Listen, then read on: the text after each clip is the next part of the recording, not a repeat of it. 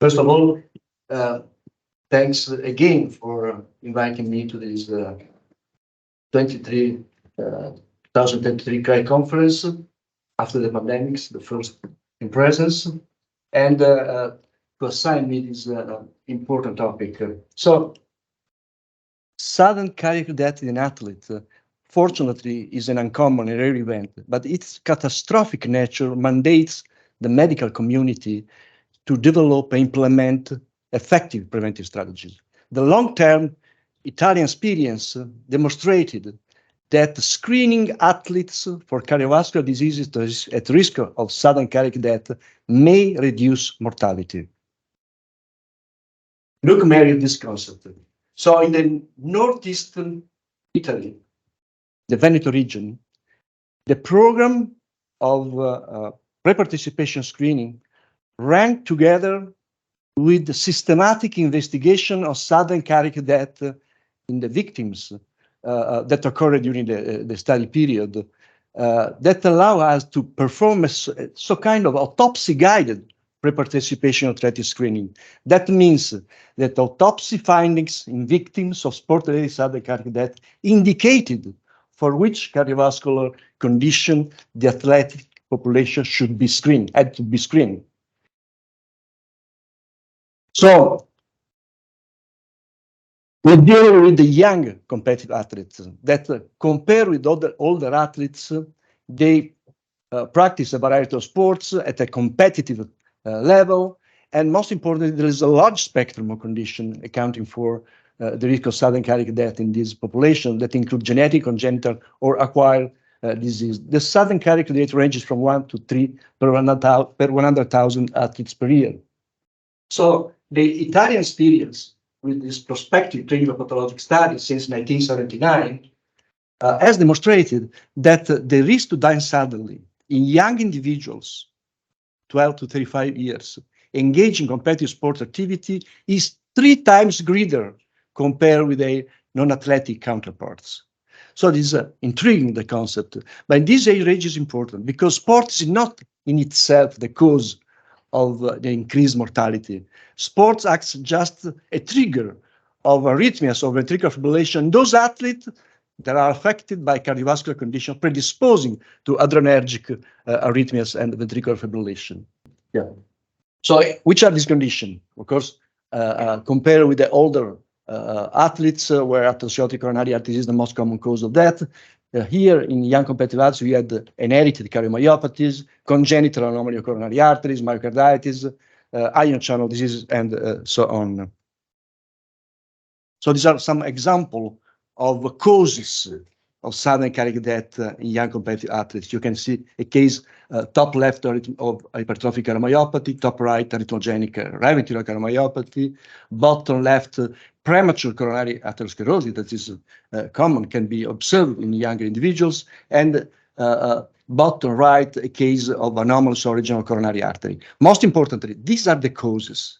But the mechanism of cardiac arrest for this condition is common. It's ventricular fibrillation that is the common pathway, the final stage of this condition that leads to cardiac arrest. So we provide a lot of outcome studies concerning our Italian experience. The first was published on the New England Journal of Medicine in 1998 and showed that the Italian screening was effective in identifying hypertrophic cardiomyopathy that was the leading cause of sudden cardiac death in the United States at that time. So you can see, according to our protocol, that's mostly based on 12-lead ECG, we are able, among more than 32,000 athletes that were screened at our Center of Sports Medicine, to identify 22 cases of hypertrophic cardiomyopathy, mostly due to ECG changes identified at pre-participation screening, because these athletes were identified at pre-symptomatic stage, thanks to ECG abnormalities that can raise the suspicion of the disease. An example of such an athlete with clear abnormal electrocardiogram showing high voltages, reproduction abnormalities, T-wave subversion, and so on, and that was identified by echo. But most importantly, So the prevalence of hypertrophic cardiomyopathy that we found in this study of 0.07% of our population was very similar to that of 0.10% that was found in the US white population that was screened by echo. So ECG seems to be as sensitive as echocardiography for raising the suspicion of this condition, diagnosing this condition in the young population. The second outcome study was that we demonstrated that the long-term pre-participation screen in Italy was able to reduce mortality. You can see here the curves of the incidence of sudden cardiovascular death, the red curve, since from the beginning of pre-participation screening. It was launched in 1982 until 2004, and you can say that there was a sharp decline of mortality from roughly 4 per 100,000 athletes per year to 0.4 per 100,000 athletes per year. That means a mortality reduction by 90% compared with the unscreened non-athletes that didn't show any change over the time. So this mortality reduction was mostly due fewer cases of sudden cardiac death due to cardiomyopathies, and the mortality reduction due to fewer cases of cardiomyopathy was paralleled by an increasing identification during the study period of those athletes with the cardiomyopathies, namely hypertrophic and arrhythmogenic cardiomyopathy. In other words, they didn't die because they were actually identified by pre-participation screening. So when this paper was published, we were surprised that in this population of British soccer players that underwent cardiac screening, there was a mortality of 6.8 per 100,000 athletes per year, much higher compared with our mortality. And it was mostly due to cardiomyopathies. And the intriguing message was that screening was not enough sensitive for identifying this condition before death. So, which is the major difference between the Italian screening and this screening? For a sort of, I mean, a lot of things, causes, organizing or fundings and so on, is that this screening was performed once only at 16 years of age. Instead, in Italy, the screening is performed annually, is a regular basis, especially during the adolescence, when this condition, I mean, for example, late onset cardiomyopathies or acquired conditions are more common.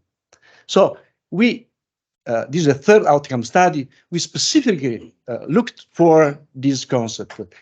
What is the value of serial screening for the risk of sudden cardiac death in young competitive athletes in the Veneto region of Italy? So this is a paper we published last year. You can see here that the population included more than 22,000 consecutive young athletes with the age range 7 to 18 years. So children and adolescents, okay? They underwent serial cardiovascular screening over the time with a mean of 2.9 each, okay? That was based on history, physical examination, ECG, and a limited stress testing. It's not stress testing to evaluating myocardial ischemia, but just for evaluating arrhythmias. And you can see here that this is important. You can see here that the prevalence to find a cardiac condition is the same at the first evaluation and the repeat evaluation. In other words, you have the same chance to find the disease, to diagnose the disease over the time, the second, third evaluation over the time.